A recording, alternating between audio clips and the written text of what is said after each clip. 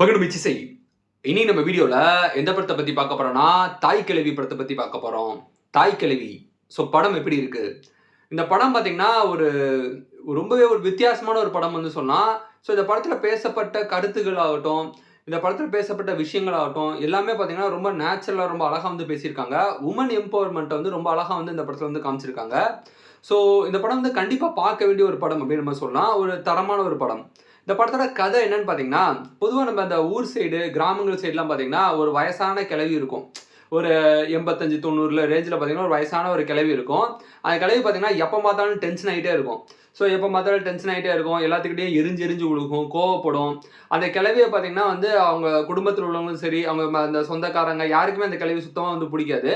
ஆனா, அந்த கிழவிகிட்ட நீங்க அந்த மாதிரி ஒரு ஒரு கிழவிகிட்ட நீங்க பேசி பார்த்தீங்கன்னா, அவங்களோட அனுபவம் அப்படிங்கிறது ரொம்ப பெருசா இருக்கும். நெறைய நல்ல விஷயங்கள் தான் அவங்க சொல்லுவாங்க. பொதுவா வந்து பார்த்தீங்கன்னா, நம்ம கெட்ட விஷயத்த அ அ பாசமா சொல்றது பார்த்தீங்கன்னா, நம்ம சில பேர் வந்து மயங்கிருவாங்க. ஆனா நல்ல விஷயத்த அரகன்ட்டா, கோவமா சொல்லும்போது பார்த்தீங்கன்னா, அவங்க கண்ணுக்கு நம்ம கெட்டவங்களா தெரிவாங்க. அந்த மாரி தான் பார்த்தீங்கன்னா, ஒரு ஒரு கிழவிகள் அந்த அந்த 80, 90 வயசான கிழவிகள் பார்த்தீங்கன்னா, சொல்லக்கூடிய விஷயங்கள் வந்து நல்ல விஷயங்களா இருந்தாலும், அந்த அட்வைஸ் அதெல்லாம் யாரு கேட்பா? அதெல்லாம் ஏத்துக்க முடியாதுல்ல. இந்த யங் ஜெனரேஷன் பசங்க வந்து அதெல்லாம் காது குடுத்து வந்து கேட்க மாட்டாங்க.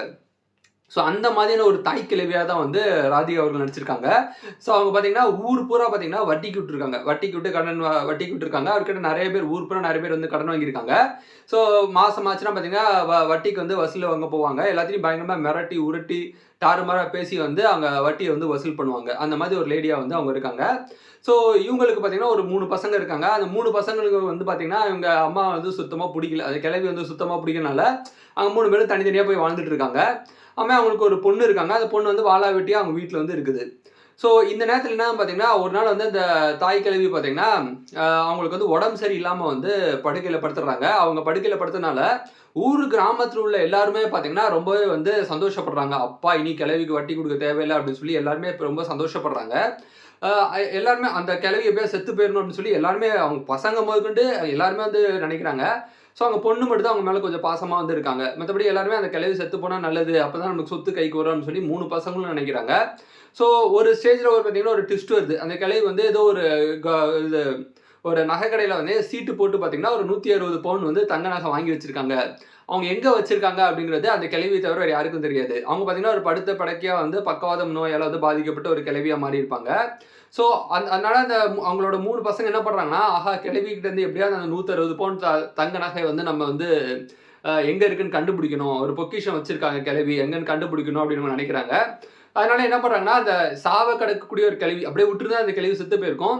ஆனா, அந்த கிழவிக்கு மட்டும் தான் பார்த்தீங்கன்னா, அந்த தங்க பொக்கிஷம் எங்க இருக்குங்கிற விஷயம் தெரியும் அப்படின்றனால, அந்த 3 பசங்களும் போட்டி போட்டு பார்த்தீங்கன்னா, அவங்க அம்மா வந்து காப்பாத்த போறாங்க.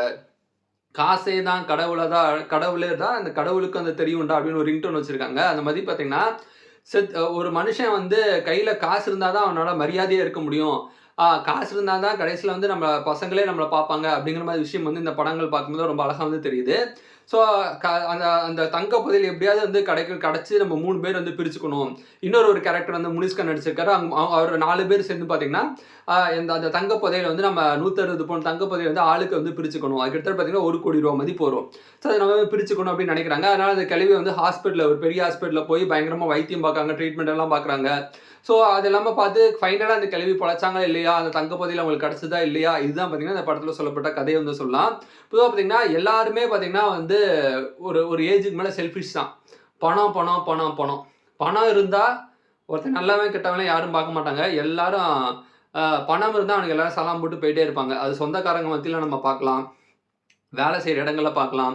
நல்லவன், கெட்டவன், நல்ல குணம் உள்ளவன், கெட்ட குணம் உள்ளவன் இதெல்லாம் வந்து யாருமே பெருசா பார்க்குறது கிடையாது.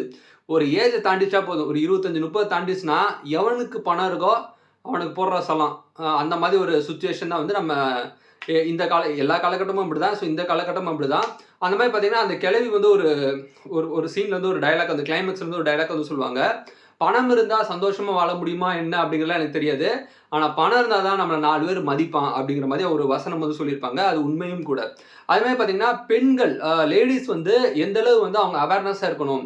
ஏன்னா வந்து அவங்க யங் ஏஜ்ல பார்த்தீங்கன்னா, ஏதோ ஒரு லூசு கும்மட்டிய வந்து கல்யாணம் பண்ணிருவாங்க. லவ் பண்ணியோ, இல்ல லவ் பண்ணி வந்து தப்பான ஒரு ஆள வந்து சூஸ் பண்ணிருவாங்க. அப்படி இல்லன்னா பார்த்தீங்கன்னா, அரேஞ்ச் மேரேஜ்ல கூட பார்த்தீங்கன்னா, அவங்களுக்கு தப்பான ஒரு ஹஸ்பண்ட் வந்து அமைஞ்சிருவாங்க.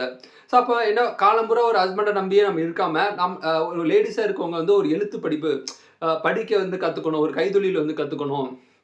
அதே மாரி பார்த்தீங்கன்னா, நம்மளுக்கு எவ்வளோ வருமானம் வந்தாலும், அந்த வருமானத்தில வந்து முடிஞ்ச அளவு நம்ம சேர்த்து வச்சுக்கணும். லேடீஸ் நெனச்சா மட்டும் தான் பார்த்தீங்கன்னா, நெறைய அந்த நகை சம்மந்தப்பட்ட விஷயங்களாகட்டும், பணம் சம்மந்தப்பட்ட விஷயங்களாகட்டும், இதெல்லாம் இன்க்ரீஸ் பண்ணக்கூடிய அந்த கெப்பாசிட்டி வந்து லேடீஸ் கிட்ட தான் இருக்குது. அந்த கணக்கு வழக்கெல்லாம் வந்து அவங்களால தான் வந்து சரியா வந்து பார்த்துக்க முடியும். அதனால தான் பார்த்தீங்கன்னா, காசு குடுக்கக்கூடிய அந்த சாமிய மகாலட்சுமி பார்த்தீங்கன்னா, ஒரு பெண்ணா வந்து வச்சிருக்காங்க. அப்படிங்கிற மாதிரி ஒரு வசனம் பேசியிருப்பாங்க. அது ரொம்ப ஆப்ட்டா இருந்தது. ஸோ லேடீஸா இருக்கிறவங்க கண்டிப்பா பார்க்க வேண்டிய ஒரு படம்னு சொல்லி நம்ம இந்த படத்த வந்து சொல்லலாம். ஒரு தரமான ஒரு ஒரு ஒரு ஃபீல் குட் மூவியா வந்து இந்த படம் வந்து இருக்குது. அதே பார்த்தீங்கன்னா, முனிஷ்கான் ஒரு சீன் வரும். முனிஷ்கான் பார்த்தீங்கன்னா, ஒரு 40 வயசு ஆயிரும். 40 வயசாகியும் வந்து அவருக்கு கல்யாணம் பண்ணணும்னு ஒரு ஆசையா இருக்கும். அப்ப சுத்தி இருக்க 3 பேர் சொல்லுவாங்க, "ஏப்பா நீ கல்யாணம் பண்ணி என்ன பண்ண போற? நாங்க எவ்வளோ கஷ்டப்படுறோம் நீ பார்த்துட்டு தானே இருக்க." அப்படின்னு சொல்லும்போது, அப்பா அவர் வந்து ஒரு ஃபீல் பண்ணி ஒரு டயலாக் வந்து பேசுவாரு. "ஆமா, எனக்கு கல்யாணம் பண்ணணும்னு ஆசை இருக்காதா? எனக்குன்னு ஒரு ஒய்ஃபு. நான் வந்து வெளிய வந்து வெட்டித்தனமா ஊர் சுத்திட்டு இருக்கும்போது, திடீர்னு என் ஒய்ஃப் கால் பண்ணி, "எங்க இருக்கீங்க? வாங்க வீட்டுக்கு போணும். வாங்க வீட்டுக்கு வாங்கன்னு" என் ஒய்ஃப் கேட்கிறதாகட்டும். நைட்டு தூங்கும்போது என் ஒய்ஃபு, நானு என் ஒய்ஃபு நடுவுல 2 குழந்தைங்க. அவங்கள தட்டி நான் வந்து அவங்கள தூங்க வைப்பேன். ஸோ அந்த மாதிரியான ஃபீல்லாம் பார்த்தீங்கன்னா, ரொம்ப நல்லாருக்கும். நான் கல்யாணம் பண்ணணும்னு ஆசைப்படுறேன். இப்பவும் 40 வயசாகி வந்து அந்த கல்யாண ஆசைக்காக இயங்கக்கூடிய ஒரு மனுஷன வந்து முனிஷ்கான் வந்து காமிச்சிருக்காங்க. அந்த எமோஷன வெளிப்படுத்தின அவரோட ஆக்டிங் ஆகட்டும், அந்த மாதிரி சிச்சுவேஷன்ல இப்பவும் நெறைய மனிதர்கள் நம்மளால பார்க்க முடியுது. ஒரு 40 வயசு ஆகியும் கல்யாணம் ஆகாம வந்து சிங்கிளா சுத்திட்டு இருக்கக்கூடிய நெறைய மனுஷங்கள் வந்து இன்னமும் இருக்கிறாங்க. ஆனா அவங்களுக்குள்ள இந்த மாதிரி ஒரு உணர்வு வந்து இருக்க தான் செய்யும். என்னதான் வந்து கசமுசா, செக்ஸு அதெல்லாம் ஒரு பக்கம் இருந்தாலும், ஒரு அந்யோன்யம், அன்பு, அஃபெக்ஷன், லவ்வு, ஒரு குழந்தைய வந்து நம்ம ஒரு குழந்தைகிட்ட காமிக்கக்கூடிய விஷயங்களாகட்டும், ஒரு குழந்தையோட சின்ன சின்ன பிஹேவியர் நம்ம பார்க்கிறதாகட்டும், ஃபேமிலியோட டைம் ஸ்பெண்ட் பண்றது இருக்கு இல்லையா? So that's a quality time அப்படிம்பாங்க. ஸோ அந்த மாதிரியான அந்த ஃபேமிலி லைஃப் ரொம்ப அழகா வந்து அவர் முனிஷ்கான் வந்து ஒரு சீன்ல வந்து நடிச்சிருக்காரு. அதே பார்த்தீங்கன்னா, இன்னொரு சீன்ல வந்து ஒரு ஆம்புலன்ஸ்ல வந்து ஒரு வயசானவர் வந்து சாவு கிடப்பாரு. வந்து வயசானவர் சாவு கிடக்குறாரு. எதுக்கு நின்னுட்டுருக்கீங்க? ஆம்புலன்ஸ் எடுங்க, எடுங்கன்னு சொல்லிட்டே இருப்பாங்க. ஆனா வந்து அவங்க அங்கேயே பார்த்தீங்கன்னா, வென்டிலேட்டர்ட்ட என்ன சொல்றது? கட் பண்ணி அவங்க அந்த இடத்துல வந்து அவர் வந்து இறந்திருப்பாரு.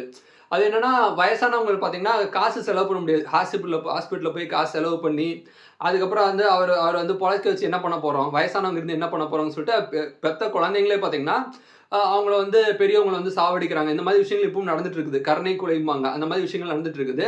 ஸோ அந்த மாதிரி விஷயங்களும் பார்த்தீங்கன்னா, ரொம்ப உருக்கமா வந்து காமிச்சிருக்காங்க. ஸோ இந்த மாதிரி நெறைய நல்ல நல்ல விஷயங்கள் இருக்குது. நெறைய காமெடி சீக்வென்ஸ் ஆகட்டும், அதில பார்த்தீங்கன்னா, ஒருத்தர் வந்து கமலஹாசனோட ஃபேனா இருப்பாரு. அதில பார்த்தீங்கன்னா, அந்த சாங்ஸ்லாம் வந்து ரொம்ப நல்லாருக்கும். ரொம்ப காமெடியா வந்து இருக்குது.